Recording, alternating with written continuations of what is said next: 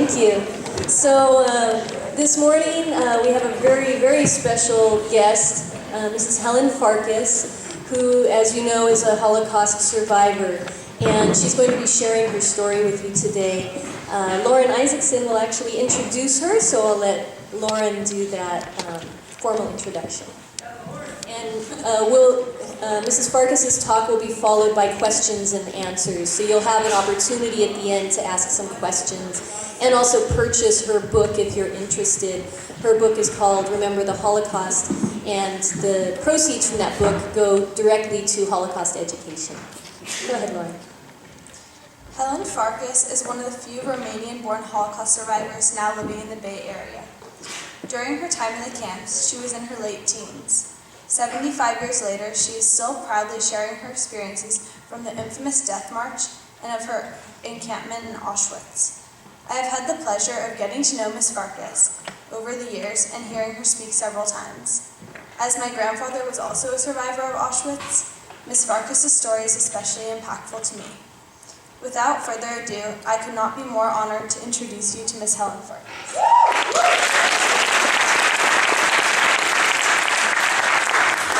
Thank you very much. I appreciate being introduced by a student of yours. My story is a very sad one, but it's very important for you to know it for the future generation. You have to know what history was, especially this recent history was something very pure. I have grown up with 9 children. My parents, we lived in Satumare, which was Romania at the time, until 1940.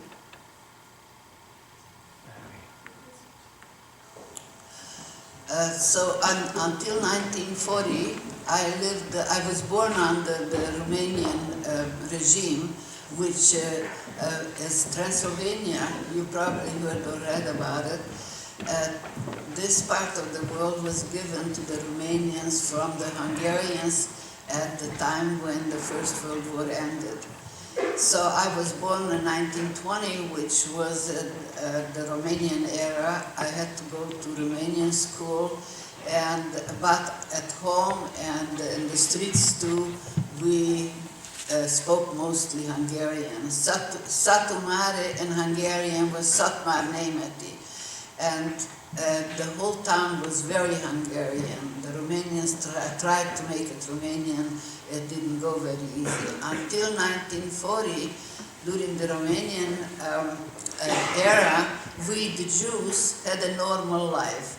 We had all the rights, we were citizens of the country, and we didn't have any much problems, except sometimes you could hear a derogatory word if people didn't like each other or had some argument or something.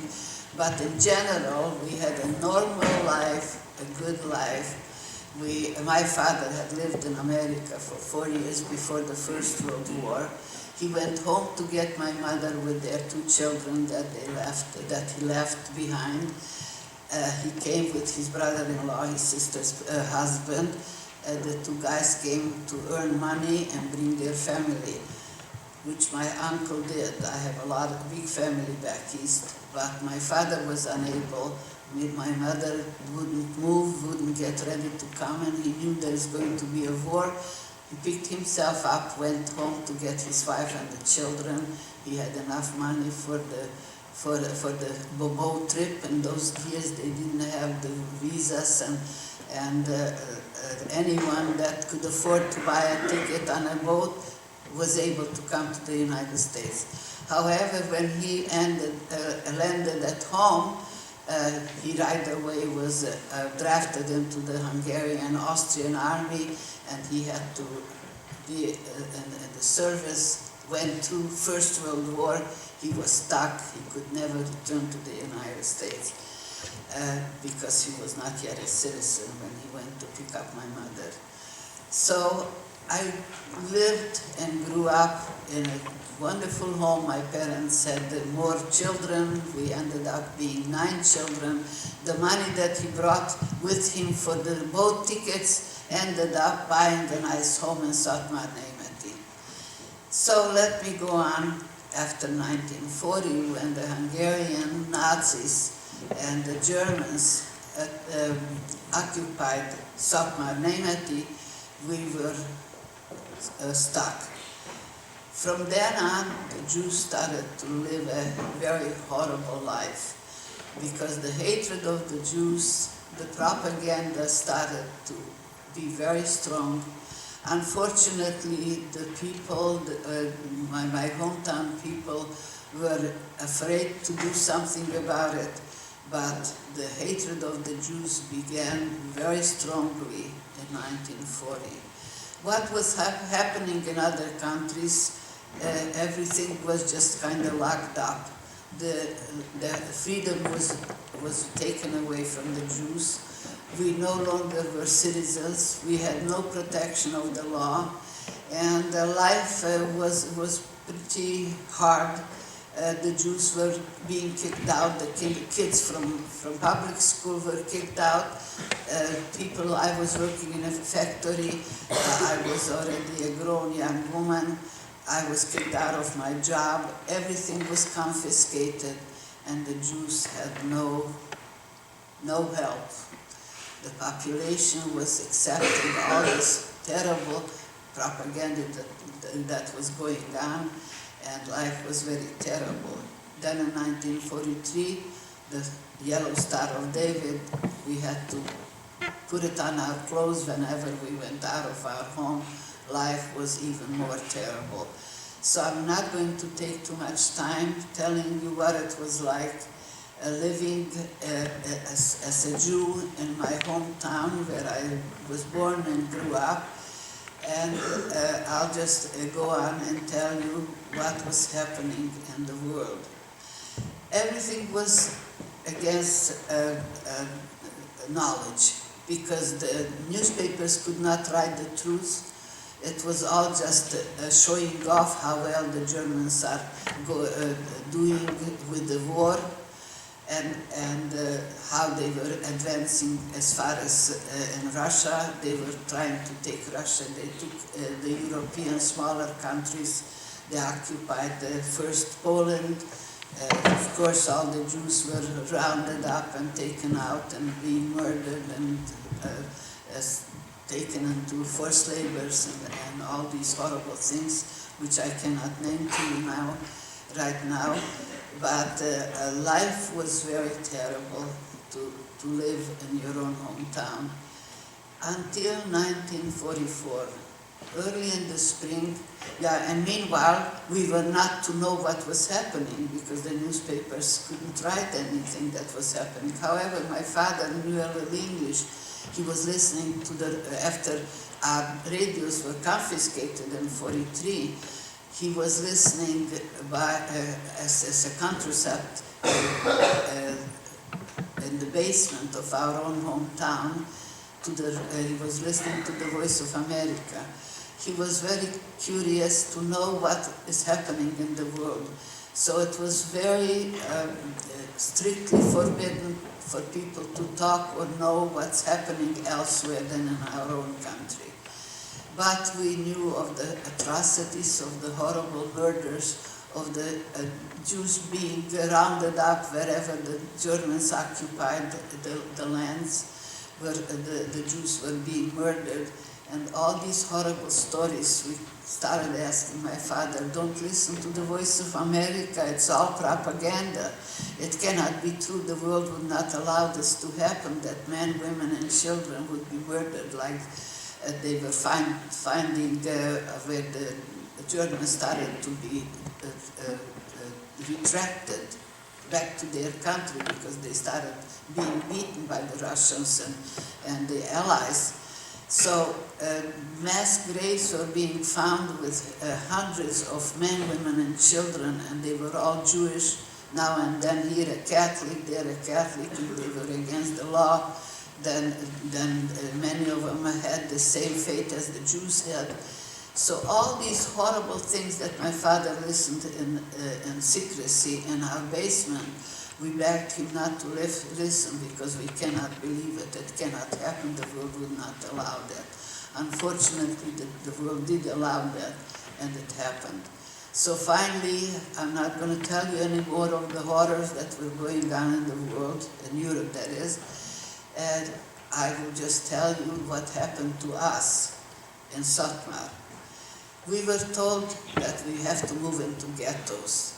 Most of the people didn't know what a ghetto is, but we did in quiet secrecy. We knew what the ghettos were. We knew what was happening in the ghettos, the murders and the atrocities that were happening. But we had to be very quiet about it. We have to move into a ghetto. It was just terrible. Just imagine that you have to leave everything behind, and they created a ghetto right in the middle of my hometown with barbed wires around, and we had to move in there. Where one family lived before 3-4 families, we had to squeeze in and live. We slept on the floor. Children were crying. Adult young men were not coming into the ghetto because they were 2 years prior to that all taken into forced labor camps. It was mostly old people, children, and us, young women. So we tried to help by gathering up the little children and going in the streets and somewhere sit down and pretend that this is a school and read to them whatever we had available. So life in the ghetto was terrible. Food was not enough because food was not coming in. And this was going on. We young women sometimes got together, a few of us went to the office and asked our elders, how could you allow this to happen? What a shame. In our own hometown we are prisoners. The gendarmes were going round and round day and night to watch that we don't escape. But let me just say one thing, you're young people, and just think, try to put yourself into the situation that we were young people. Imagine you have to put a lock on your home. We were told how many kilos we can take to the ghetto with us, which was almost nothing. We had to figure out what to take with us. My father on the black market was able to buy 2 hams. They were kosher, they wouldn't eat it, but they bought it that in the ghetto some of the children will be able to have something to eat. So what shall you pack in those few kilos? I didn't sleep all night. I was just figuring out how to figure out each person so many kilos. In the ghetto, life was just unbelievable. Not enough food. Mothers were nervous because the children were hungry and they couldn't feed them. So it was just unbelievable. Finally, one day we were told, I'm leaving out again what it was like to live there from day to day. One day we were told, this and this street, tomorrow morning at 9 o'clock be at the gate, we're taking you to work. When we went to talk to the elders and told them, how could you allow this to happen? They told us, that's all right, don't worry, we have to work for our country. We are told that they're taking us from the ghetto to work in factories. So what's wrong with going to work? It's all right. So we were lied to. We were lied to all along that we were being taken away from our home and our hometown to go and work for our country. But imagine what else happened. So next morning, finally I was at the gate, but I'm trying to make you understand what it was like inside my heart to leave my home, to put a lock on it. What are you going to do with the dog and cat, our pets? My parents took them away, far away, to leave them with some non-Jewish friends of ours. When I came back after the war was over, I have to tell you now or I'll forget, the neighbors told us the dog and the cat found their ways back to the house, and they were howling and crying day and night, and they had to call the catchers to take them away. What kind of a life, what kind of people can do things to other people? So here we were in the morning, we were being marched to the railroad station in our hometown. During the night I wrote a letter to my boyfriend, my fiancé. He was in forced labor camp, and I said, thank God they're taking us out of this misery. We are being taken to factories to work. We don't know yet where, but I'll write to you as soon as we arrive, and I'll know where I am. That letter, next morning, I had in my hand stamped and everything. Before we went in the ghetto, we bought enough stamps to be able to communicate with the world. The letter in my hand, all along the way, marching to the railroad station, I figured maybe Julia, my best friend, my next door neighbor, will come to say goodbye. Maybe somebody that I know, a friend, a school friend, or somebody will take my letter to drop it in the mail. No, it didn't happen. Those who came and shouted and spat at us, good, we're going to have a world without Jews. Those were not our friends, those were not those that I knew. My letter never was mailed to my boyfriend, to my fiancé. So in the ghetto, at the railroad station, those huge cattle cars, not so huge as they looked. We were 18, 19 pushed into these cattle cars, locked in. They didn't roll us out right away. It was in the morning. They kept us till night fell. It was May 21st, 1944. In that area, the sun is very strong by that time of the year. We started to sweat. It was terribly hot. Imagine you're locked into a cattle car, which was made for animals, not for human beings. Not a bench or a chair, but no bathroom, no water. What do you do when nature calls? Some buckets came from the sides, and we had to use them in front of each other. For us young people, not only was it how embarrassing it was to use those buckets in front of each other, full of people watching, and children crying, and young mothers crying. I cannot tell you the misery, the horror that took place for us in our own hometown. In the evening, they finally rolled us out. It was a little better. You could get a little air through the blanks. It was better than standing in the sun in your own hometown while people were shouting ugly words towards us because we were Jewish. So this horror lasted 3 days and 4 nights. Can you imagine what life was like? Death visited some.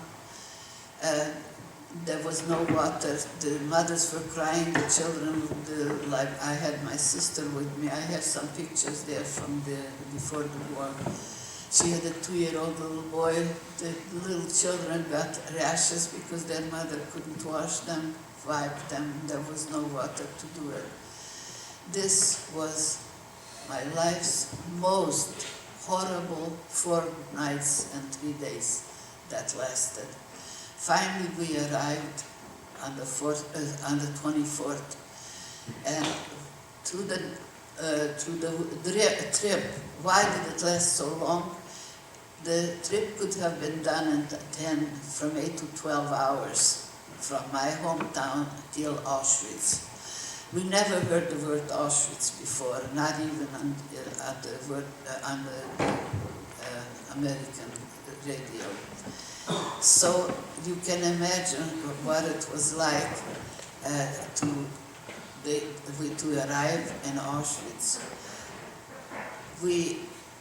All of a sudden they opened up. The reason that it took so long was I forgot to finish my word. Was because for many hours they set us aside because they needed the railroad tracks for other more important. And that's why it lasted so long for us to get from my hometown to Auschwitz. So we arrived, they opened forcefully. Young men in striped clothes, about 6 or 8, were standing behind each other like this in front of each one of the cattle cars. Their job was to jump up and vacate the cattle car. It was a chaos. It was loud. The loudspeaker was shouting. The German soldiers, with each one having a beautiful German Shepherd dog with them. The dogs were barking. You had to, you thought you're crazy, you're dreaming, this cannot be true. The loud shouting of the loudspeaker, don't bring anything with you. Even that little something that we brought with us, we were not allowed to bring it with us. They didn't even put a step or something. Children were falling, we were being pushed by these young men that jumped up with the striped clothes. They probably didn't speak our language anyway, but they were not allowed to communicate with us at all. Their job was only to vacate the cattle car and pushed. But meanwhile, very quietly, they were going around like my sister had her child in her arms, and she was, and we were being pushed, so we jumped. We decided we'll jump back. Her mother-in-law grabbed the baby, and while we were trying to jump back to get something from the cattle car, they were being pushed away. For us, we saw we cannot make it. We turned around, there was Dr. Joseph Mengele. He was the one who decided who will live and who will die. He just showed like this and like this. Ethel and I, my sister, was showing, and me were showing to the right, but our parents and her little boy and her mother-in-law's arm were being pushed away from us. She was running to get to them. We didn't know what is happening. We didn't know that if you had a child with you or children with you, you were sent to the left. We didn't know that they're taking them straight to the gas chambers to murder them. So my sister and I, we ended up on the right. They took our clothes off. We had to go through a ritual of a little bath. They cut our hair. They put us into Lager C. Lager C was a distribution lager. There were 11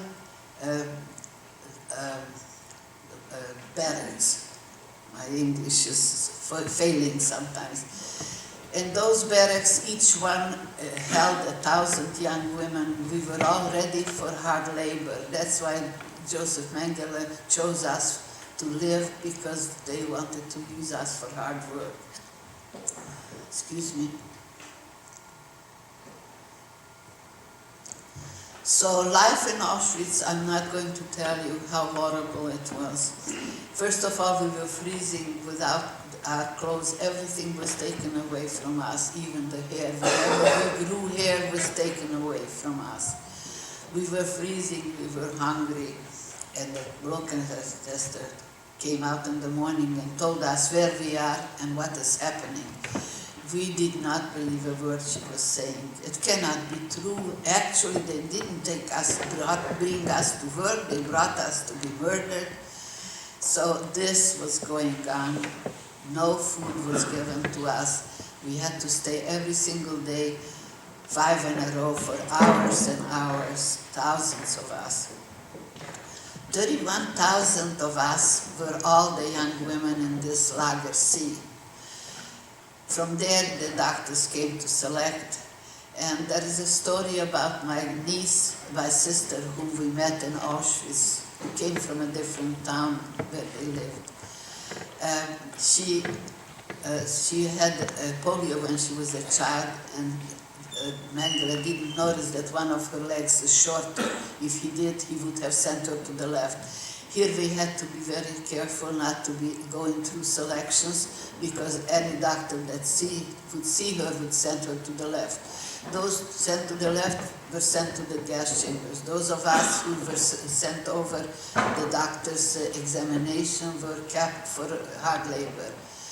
So we lived until like this with very little food, very unbelievable life which you cannot imagine, till October. In October they took us to Silesia to work in the frozen earth. They tried to save Silesians by digging ditches. That's what we did until January. Now we know what January was. That was the time that Auschwitz was liberated. We were not liberated until 5th of May, because we were in Silesia. Only Auschwitz was liberated by the Russians. So we had to suffer that much longer from January. January, what they did was they put us on the route to on the death march. For some reason, they always took 2,000 of us. So we were on the road all along till the war ended. My sister and I, we escaped around spring. We were able to end up in a school where in Czechoslovakia. You'll have to read the book to know all this which I'm skipping. We ended up in Czechoslovakia in a school where the Hungarian Nazis were being kept with food and lodging and everything. Since we knew how to write and read and speak the Hungarian language, we were able to get in there as Hungarian Nazis. And that's why we were liberated by the American. And that's how, there's the other story, how we were able to get to America. So it's just in a nutshell what I have told you normally in the short time that I have to speak to you. If you have some questions, you can direct them to Adrian now, and I will answer to you as long as we have the time given for my program today. Thank you very much. I only want to tell you something very shortly. You are Americans. Be very proud of that. Don't forget that you're American no matter where you will be. And protect this country. And protect this life, because by now it's very easy to just lose life in general by the bombs and the inventions that have happened since I'm in the United States. I want you to remember that we're all the same. No matter what color our skin or the clothes we wear or the religion we have to respect ourselves and each other. And don't hate, because hate is destructive. You're destroying yourself when you hate. Turn it into love, because love will keep us alive, all of us, and harmony is the most important. From your parents, from your siblings, from your home on, you have to remember that you're part of this life, part of this world, and respect. That might make this world a better place. This is all I could do for God has given me a long life, that I have been going and speaking to you by the thousands through the decades since I came to the United States. Thank you very much for being a good audience, but please remember, tell your children, your children's children, hatred is destructive. Turn it into love.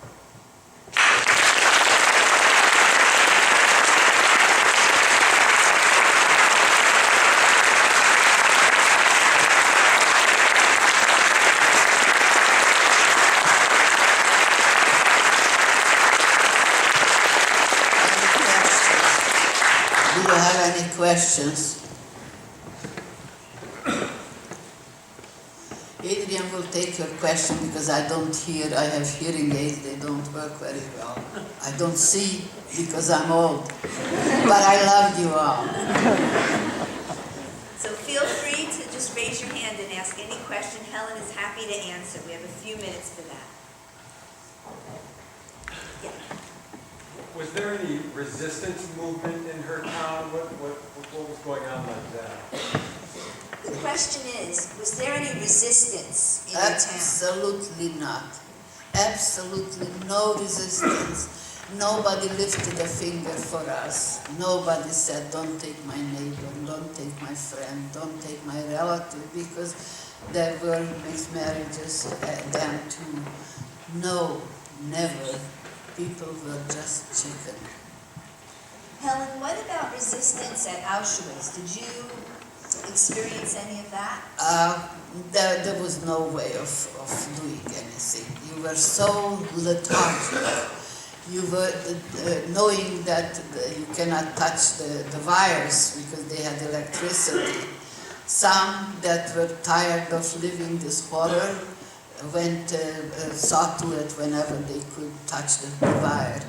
There was no resistance among us. We were all just old, young, not old. I mean, we were just all young women. Remember, there were no men among us. There were no families. We had to make families because those who were alone very soon perished. We always had to see that somebody is there for you because you had to be somebody for that person. So we always tried to make like family. We got ourselves on the death march.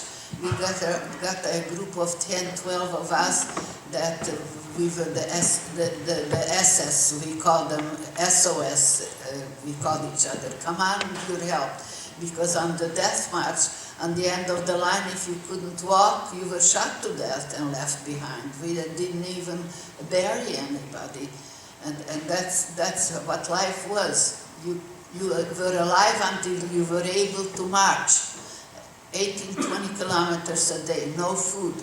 Very seldom. Every night you had to be locked in because the German soldier had to have a life. They had to go out and have themselves a night to go eat and sleep somewhere. There was a cattle car that came along, not a cattle car actually, a little carriage, where they had their teepees, they had their blankets, and if we were between towns or villages, then they just set up. Some of them were sitting with their guns, and we had to lie flat on the snow. So we lost many of us who froze to death through the night. In the morning, they were dead. So you cannot imagine what it was like to be on the highways, walking with no food, with the fright. We were always frightened what will happen the next hour, the next moment. So we were trying to get families becoming friends. There was no resistance. I know of no resistance, or I never saw any. I think it's interesting, Helen, that you say there was no resistance, but there you were Oh, trying there to were. help each other. You know, there's all different kinds of resistance, and certainly forming families and Yeah. trying to help each other is a form of resistance in those Yes. circumstances. Yes. If somebody was alone, they perished. Sooner or later, they perished. Any more questions? What kept you going after like such a hard time? Like, yeah. What kept you going after such a hard time? Well, I've been asked by students often, didn't you think of committing suicide, or how did you do? I tell you, I was young. I was 24 years old. I was engaged. I was in love. I wanted life. I was ready to be married with my fiancé, but our parents talked us out of it. The war is almost over. They are lying when they're saying in the newspapers that they are going ahead into Russia as far as Stalingrad. It's all lies. It's not true. They are losing. So they talked us out of getting married. So I had all the reasons to just go with whatever was given me or us, I should say. I was with my sister Ethel, who was a wreck herself because she lost her 2-year-old little boy. With her mother-in-law, he was taken into the gas chambers. She was crying day and night after her little Juriko. That was his name, Hungarian, Juriko. She was crying Juriko day and night. So such was life. Yes? Did you ever see your fiance or best friend again? Did you ever see your fiancé again? Yes, we were very lucky. He was a very well-known soccer player in Satmar, in the area of Satmar. And when they were, in 1942, when they were drafted into the forced labor camp, the Jewish young men, they didn't get the uniform, they just had a band on their arms. So he was a well-known soccer player, and unofficially each Hungarian battalion tried to put together a team for their own enjoyment, for their own entertainment. So they chose my fiancé and his best friend. My fiancé was a center forward, and he was the one that kicked the goals. And his best friend was the goalie. So these two guys were chosen to be the battalion's cooks. So he was lucky because, they were lucky they had food. They were able to practice during the week and play games on Sundays and so on. Their life itself was not bad. They had food because they were cooks. But when the letters started coming back from the ghettos, from their families, that's when they started worrying, what happened, what's happening? So some went for furlough to their hometowns and tried to find out what happened to the ghetto. There is no more ghetto. Where are the Jews? Nobody could tell them what happened to us. It seemed to them like the earth opened up and closed over them. Nobody could tell them. So he stayed alive, and I was lucky again that I was alive, and when I came home, he didn't know that I'm alive. And that was our luck. We got married, and we came to the United States, but many years later, because when we came home, my sister and I, we found that we're prisoners again. Our land was occupied again by the Russians. The Russians had the borders closed, and you couldn't leave, you couldn't go from one town to the next to visit your mother or sister or brother without, for hours or days, standing in line for a permit. You could only travel with a permit, so we could not escape until 1948, end of the year. We were able to escape, and that's in my book on the end, how we escaped from behind the Iron Curtains. So it wasn't enough to escape from the Germans, we had to escape from the Russians also to be able to come to the United States, to be free, to be in a free country again. How many years were you married? I was married to my husband for over 65 years, and he just passed away 6 years ago. We had only one child. She's an artist. She was teaching, and she was a librarian in Woodside High School. And now she lives with her husband in Hawaii. And that's all I have, just one daughter, and she has one daughter. Small family for the big family that I grew up on. We couldn't have more children, just that one, after 13 years of marriage. Yes, question. Actually, not a personal question, but speaking of resistance, first I would like to thank Helen for being here with us today. Before the assembly, I had a chance to have a chat in Hungarian, our own common mother language, with Helen. And on more than one account, I can really associate my story with hers, because I also had to leave my country for freedom to come here to the United States. And also, I deeply can really associate with those moments which Helen had to go through. I was 6 years old, and speaking of resistance, in my little town of 3,000 people, there were only two religions, Catholics and Jews.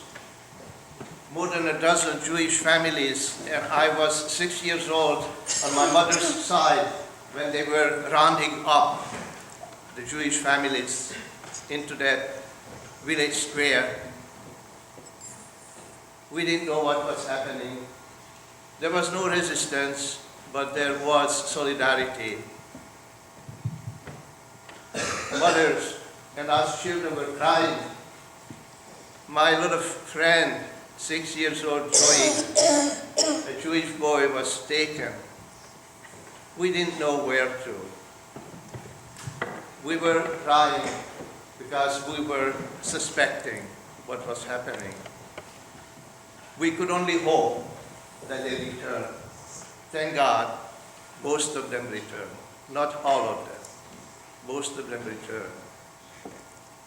They could not resist because fear. Their faith would have been the same. Shot them dead. But there was solidarity. Those people in the villages, at least in mine, made it sure that those homes were intact.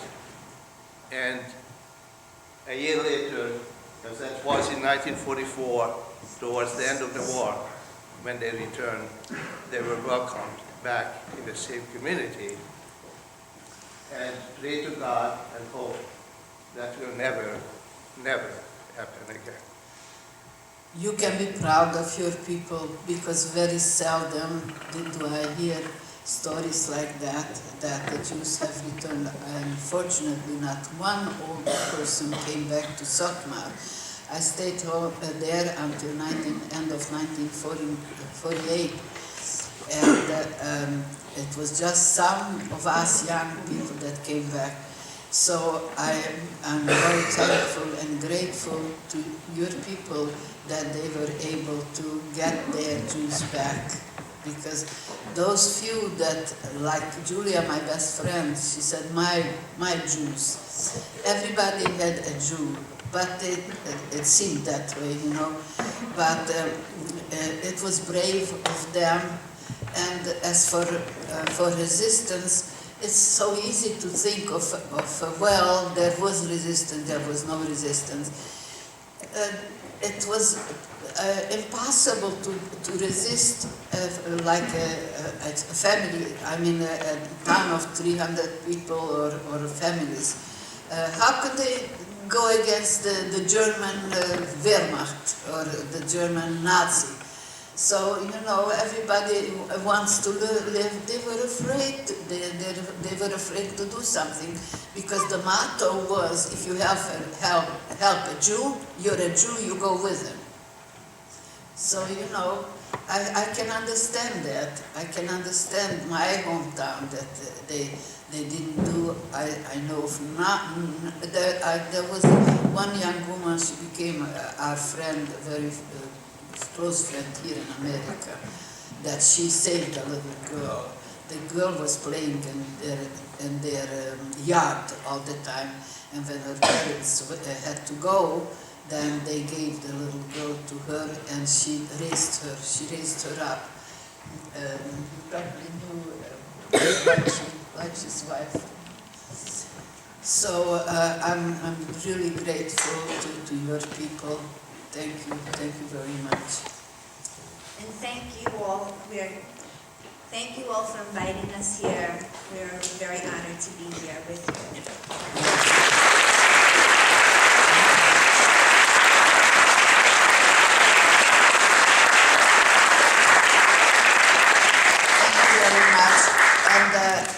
I don't know if you know about the Farkas Center.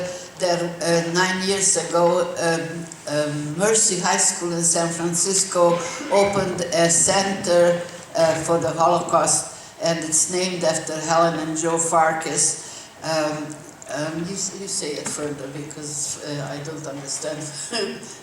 I cannot speak so well about what is happening and what it's for. We have books there.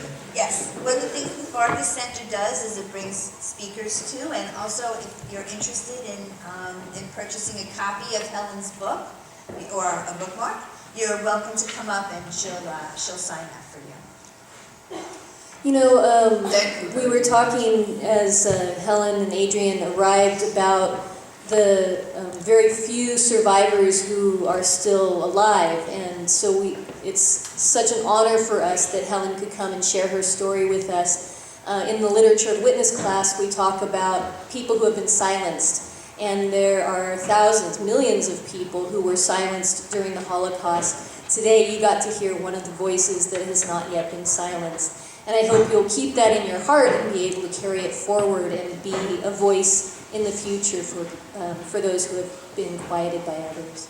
So thank you again for being a great audience. Please, one more round of applause for them.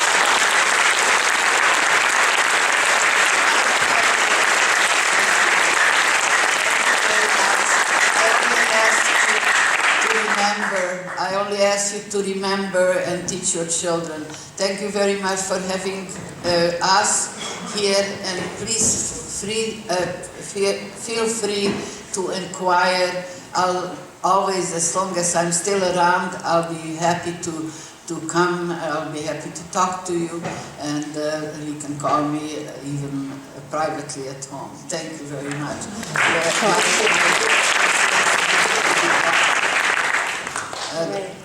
This way you can get it. I think they don't charge for delivering. It's only $10.